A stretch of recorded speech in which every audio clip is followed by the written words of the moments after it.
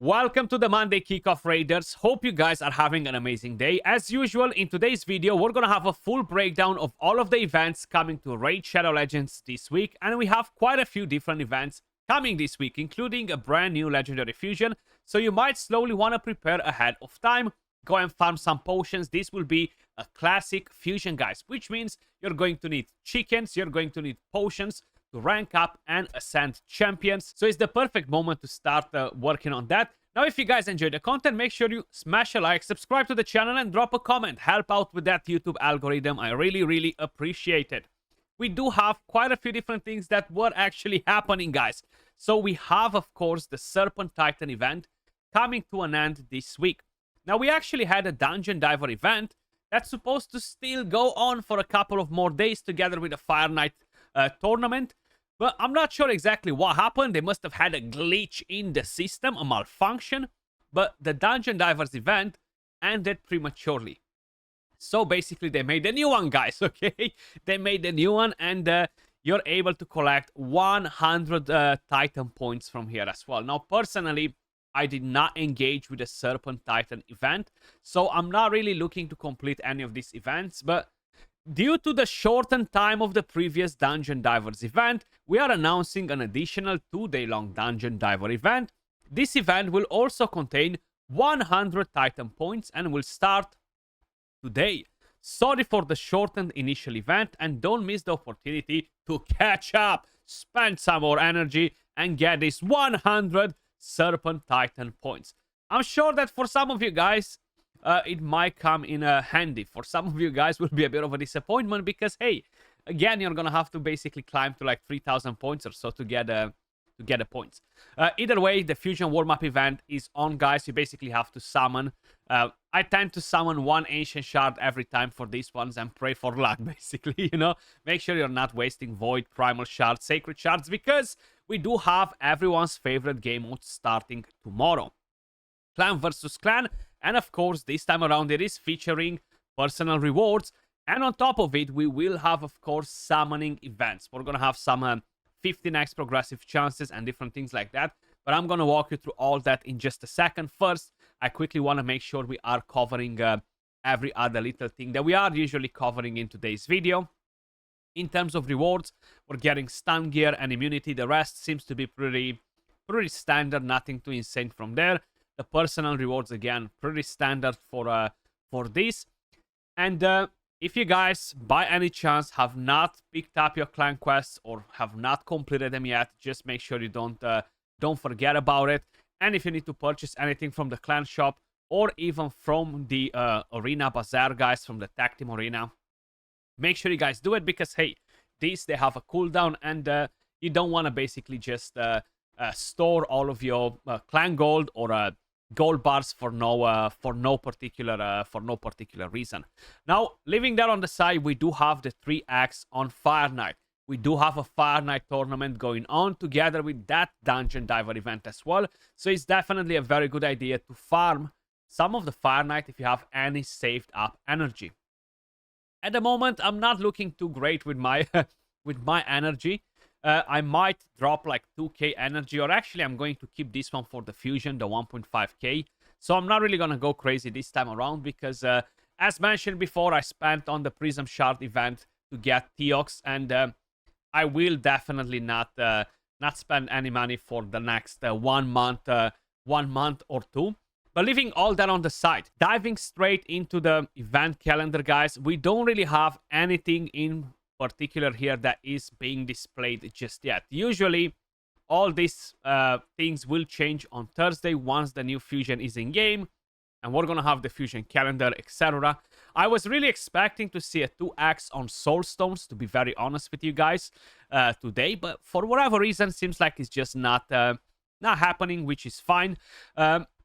This weekend we should have a 15x progressive chance as well. I do hope that a 2x on primals will come soon.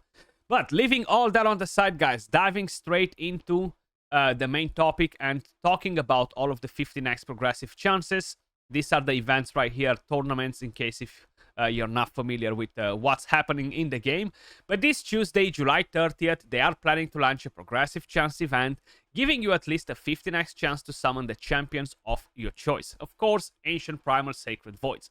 Now, do not summon, okay? Do not summon. The champions are good, but I strongly suggest you wait for the fusion. I feel like the fusion champion can be very helpful for a lot of you guys out there. Now, of course, this do not summon does not go for every single one of you. A lot of whales and krakens will summon anyway. A lot of people don't really care about saving resources and being efficient with everything that they might have. But I would strongly suggest you to don't summon this CvC and wait for the fusion. If you are going for the fusion, of course. If you're not going, then up to your own discretion. Maybe save them for something else more special. Starting with the very first champion that we have on Tuesday, guys, is going to be Krokmar. Not a bad champion. I feel like he definitely helped me out in the Curse series quite a bit. The A1 can become AoE, the A2, AoE attack, getting a bit of healing. The A3 buffs, extra turn. Not a bad champion, not an OP champion. I feel like he's kind of like a B tier for sort of a champion. The passive not extremely good for the Hydra clan boss, but it can at least assist you a little bit with the accuracy, with the resistance on some of the heads. It really depends what heads, to be honest with you guys. But either way, Krokmar is a decent character. I wouldn't summon on a 15x for him, to be honest with you guys. Then the only champion that really kind of like would have a chance to tempt me, to be honest with you guys, Queen Ancora. Very strong champion. She was a fusion not a long time ago. She does pair with King Narcissus. At the moment, they are definitely at the top of the food chain for PvP. Speed Aura. The A1 has a chance to decrease the cooldown of a random skill, on an ally. Then clans, you're getting a shield. If Narcissus is on the same team, you're getting strengthen, revive with HP, turn meter, and all of the skills on cooldown. So that is actually really nice. It does have a chance to basically deplete some of the turn meter from the opponents. You do need accuracy for that unless Narcissus is on the same team. And I'll be honest, I am using her a lot without King Narcissus in arena as well. Usually, if the opponent picks Narcissus, I'm picking her. No questions asked. If the opponent picks Siphi, I'm picking her. No questions asked. If the opponent picks God knows what else, I'm picking her, you know, because she's an amazing champion. I would freaking love 4 more copies of Ancora, but let's be honest, it's just not written in the stars for me, guys. Moving over to the next one, Helicat. Again, an OG fusion, very strong champion. I actually saw somebody using him in live arena recently in Gold 4. There's way too many counters to Helicat nowadays for live arena in the high tiers. But he used to be so freaking annoying before, like you guys probably remember, and probably a lot of you guys are still using him. He can deal a lot of damage. He's a very good character that can support your team as well, on top of dealing the damage with block damage, with shield, with increased defense, counter attacks, weaken, defense aura. Very awesome champion. And if you build him for arena, 4-piece stone skin, 4-piece savage, you know, and that will get the job done. And make him as fast as possible too, to be annoying, you know. He does get countered by lockouts, etc. But overall, a solid champion. Then we have Snake Track. I actually summoned him recently. I haven't built him just yet. I should try him out at some point, but I'm not really sure what can I do with him, you know, like what things he could do on my account. Let me know in the comments down below. What are you guys doing with Snake Track? With the A1, he basically places decrease attack. If the target is under a leech, he has a higher chance to place the decrease attack. AoE attack, decrease speed, you're getting a shield, and the shield cannot be removed if it's placed when there are enemies under leech. Ally protection and reflect damage on all allies, and then you have the passive reflect damage. Will have a chance to put leech on the attacker. Now, I'll be honest with you guys. I feel like he is decent-ish as an ally protection, reflect damage champion, but it's hard to make him do anything too spectacular except the Curse series. Let me know your thoughts in the comments down below. I feel like, yeah, I'm not saying you can use him in Hydra if you really need to, as a decreased speed, etc., but he's not that special to be like, wow, he's game-changing for Hydra, you know? Then we have Warlord, still a very powerful champion. Probably for Classic Arena, I feel like he dropped a bit of value, to be honest. But for Live Arena, I'm still using him every time I'm doing Live Arena. Maybe I'm not picking him every single fight, but every time I am doing Live Arena, I end up in picking him a few times, you know. Still very strong, guys. Like, you know, Warlord is one of the few lockout champions in the game. He is one of the nastier ones because of this skill that can deplete turn meter as well. I do like to use him when the enemy is trying to basically bring in characters that are not in Stone Skin, and he's trying to be faster than me. I'm trying to quickly drop their turn meter like this, you know. Overall, Warlord is still very good with the healing as well. This would be worth it to go on a 15x for him, to be honest. Then we have Amic Trunkheart, another old fusion. Very good champion, actually. Very good for the Infinity Loop taunt in the Hydra Clan boss. Very good for the Iron Twins Fortress to make your life easier. But now that dungeon is definitely more accessible, much easier. So probably you don't really need him for that. He is good for Arena as well, guys. You have the Unkillable, you have the Taunt, you have the passive that can increase the duration of skills. You have Shield, you have decreased cooldown of all ally skills. He does a lot of things, man. Amic Trunkheart is definitely a goat, you know. He's a good champion. Then moving over to Wednesday, we have Ragash.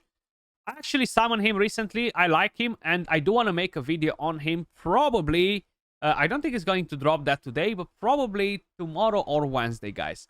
So I want to show you how you can actually get a lot of value out of this champion, because a lot of people don't really use him in those particular areas. Increase defense on himself.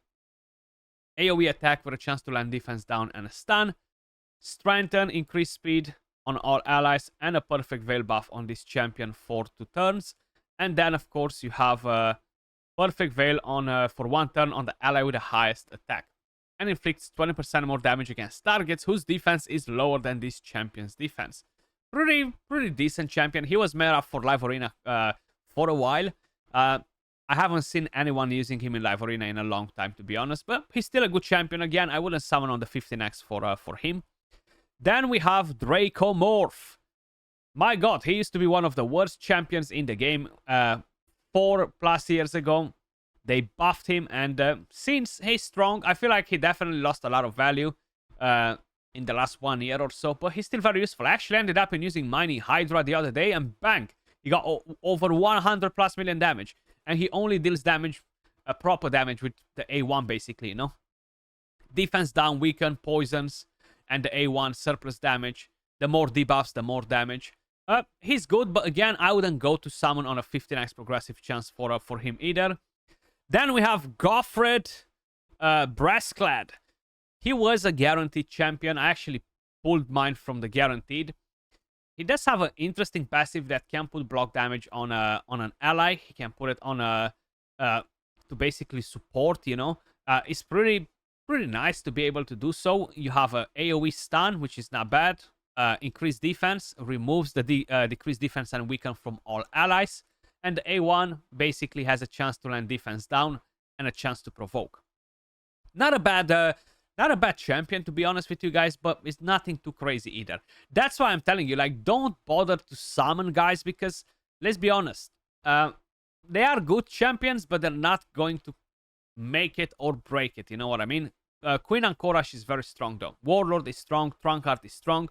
But on Wednesday, the non-voids are definitely nothing to wow. Then we have Sisia Flametongue, still missing this champion. I would love to get her, but I kind of like gave up, I'll be honest with you guys. Defense down and weaken. She lands HP burn. She can grant extra turn if she lands it on all the enemies and then detonate it. She can do pretty good damage. She partners with Cardial. Definitely not a bad champion. I would love to try her in my Hydra team, you know, just for fun, to see what can I do with what I can do with her. I don't think I'll be achieving like some insane results. Then moving over to the voids, guys, we have Mr. Chagur. I would love 4 Chagurs. I would take 4 Chagurs to empower my Ramantu. Sleep on the A1, AoE attack, poisons, defense down. Single target attacks an enemy 1 time, then attacks 1 time at random. If the target is under a poison, debuff will ignore shield, block damage, and unkillable. Grants an extra turn if it kills an enemy.